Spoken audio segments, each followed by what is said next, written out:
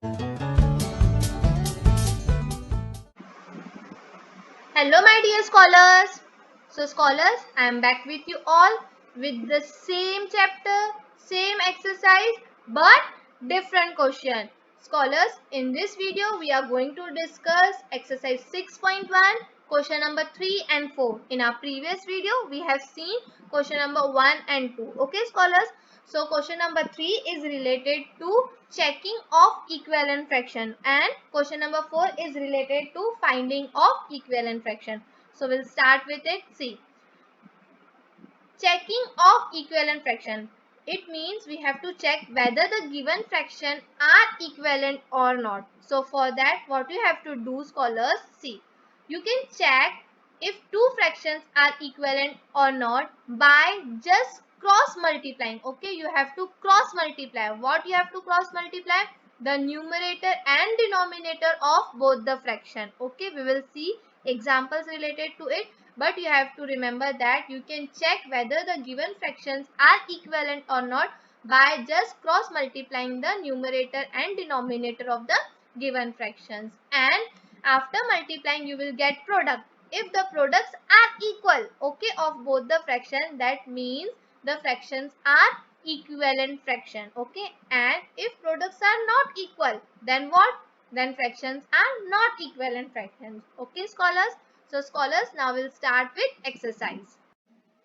So scholars, now we'll start with question number 3. From question number 3, I will solve B and D number sum. Okay, and A and C you will do it by yourself. Okay, so B sum we have 2 upon 5 as one fraction and 14 upon 35 as another fraction. Okay, now we have to check whether this is a equivalent fraction or not. So how to do it? See, cross multiply. Cross multiply means you have to multiply numerator of the first fraction with denominator of the second fraction. Okay, so cross multiply the numerator and denominator of 2 upon 5 and 14 upon 35. Okay, see how to do cross multiplication. You have to put arrows, okay, crossly.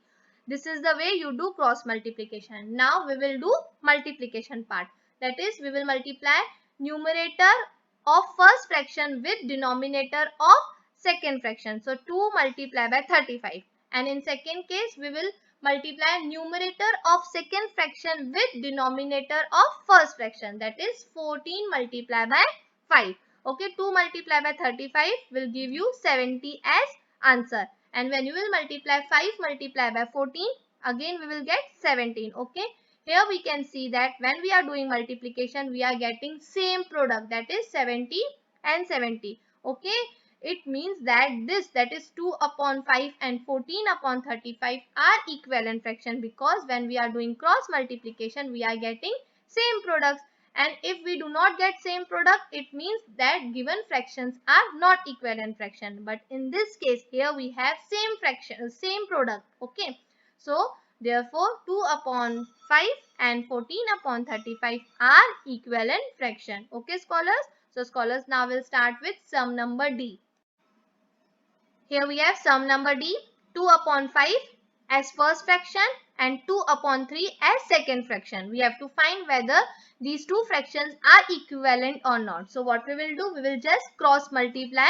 Okay, cross multiply the numerator and denominator of 2 upon 5 and 2 upon 3. So how to do it? First of all, we will multiply numerator of first fraction with the denominator of second fraction. Okay, that is 2 multiplied by 3. So 2 multiplied by 3 is 6. And in the next case, what we will do? We will multiply numerator of second fraction with the denominator of first fraction. Here we have 2 multiplied by 5. So 2 multiplied by 5 is 10. Okay. Now we can see that after multiplying we are getting products, that is 6 and 10. Here we can see that products are not equal. So what? If products are not equal, it means the given fraction is not equivalent fraction. Okay, so the products are not equal, therefore 2 upon 5 and 2 upon 3 are not equivalent fraction. Okay scholars, so scholars, rest sums you will do, you just have to do cross multiplication, and if products are equal, that means the given fraction is equivalent, and if products are not equal, it means the given fractions are not equivalent. Okay scholars, now we'll start with question number 4. find an equivalent fraction. Okay, in this we have to find an equivalent fraction. In question number 2 also we have done the same. There we have used multiplication to find an equivalent fraction. Here we will use division to find an equivalent fraction. Okay, scholars, your answer may vary.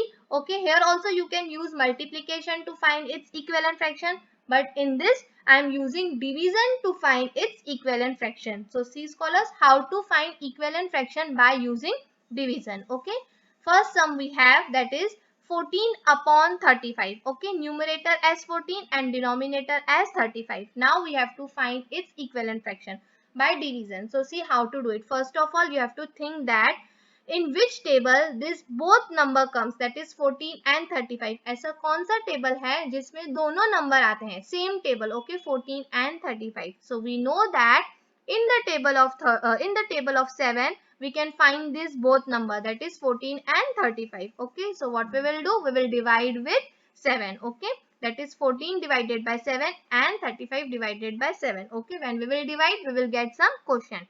Okay, so when we will divide 14 by 7, we will get quotient as 2. Okay.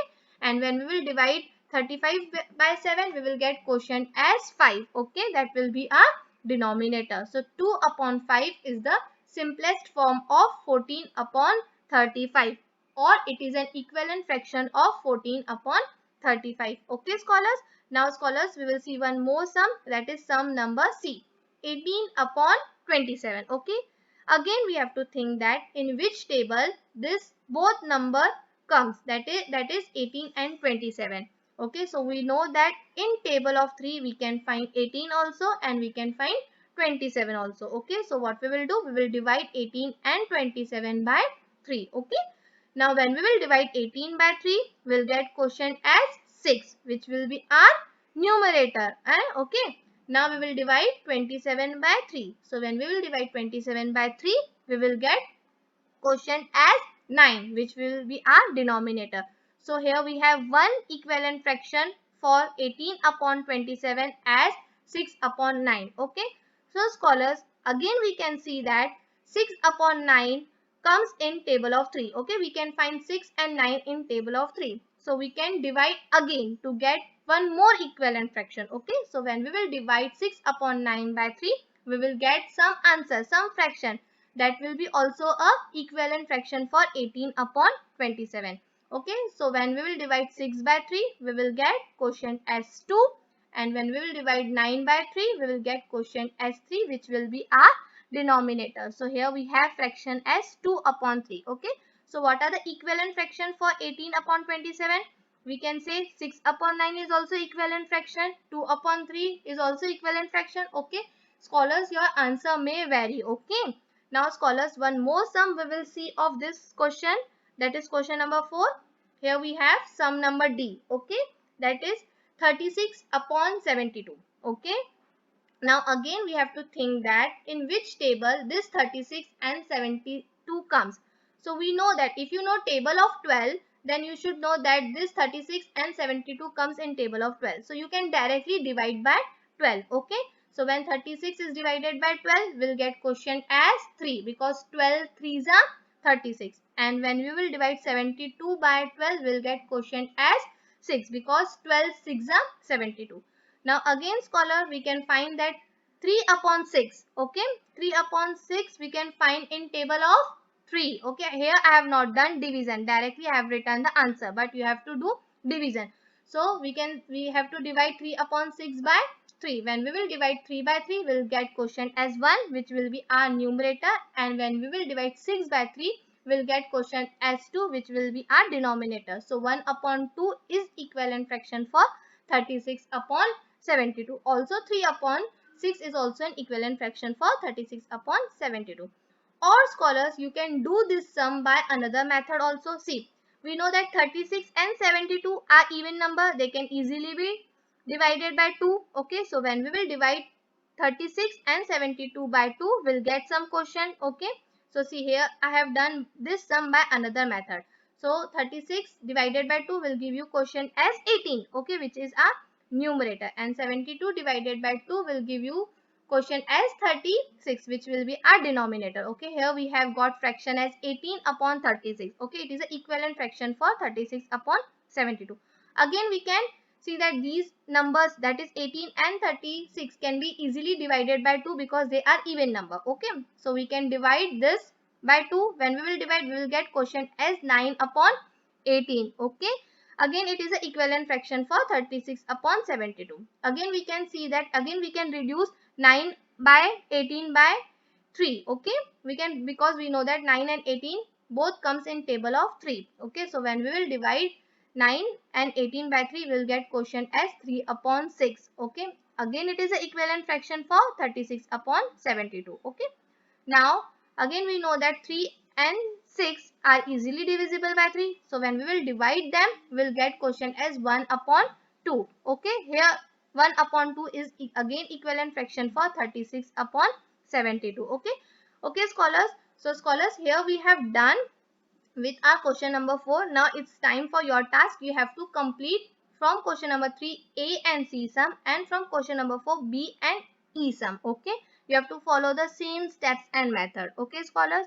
So scholars, here we have also completed with exercise 6.1. From our next video we'll start with exercise 6.2. Okay scholars, I want you all to complete your work in your notebook with good handwriting. So bye scholars, thank you.